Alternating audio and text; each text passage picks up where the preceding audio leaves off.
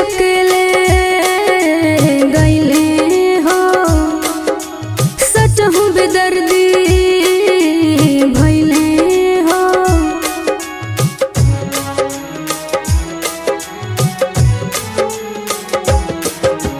छोड़ के अकेले गईले हो सच हूँ बेदर्दी भइले हो। खेतवा में सरसों फुलाए लगल कोयल गीत सुनाए लगल बहे लगल फागुनी बयार। होलियो में अइले ना भता है कितना करे हैं इंतजार। होलियो में अइले ना भता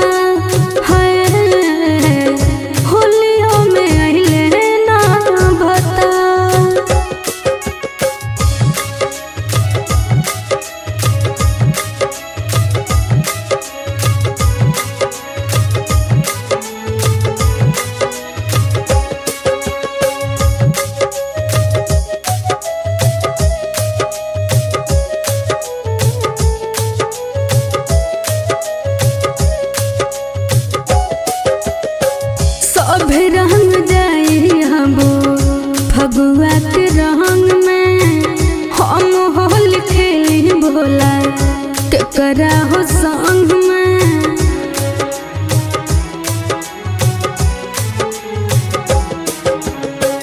सभे रंग जाई हबो फगुआ के रंग में हम होली खेली भोला केकरा महंग में। पूछले ना कब हाल हो फीका पड़ल बगुलाल हो बरस न रंग के फुहार।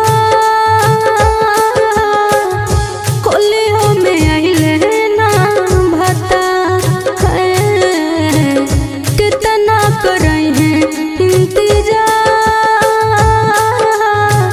लगता कि अइले ना भता।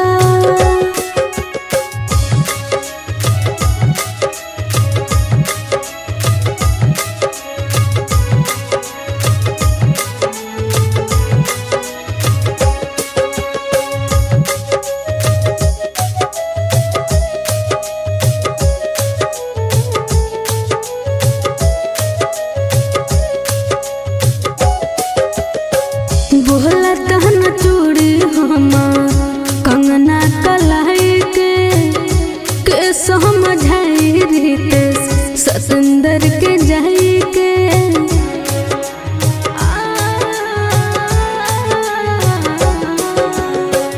बोला तहन चूड़ी हाथे कंगना कलाई के समझाई रीत सतेंद्र के जाई के। सब तक बहुत सतावेला सोरह सिंगार न भावेला ठहरे न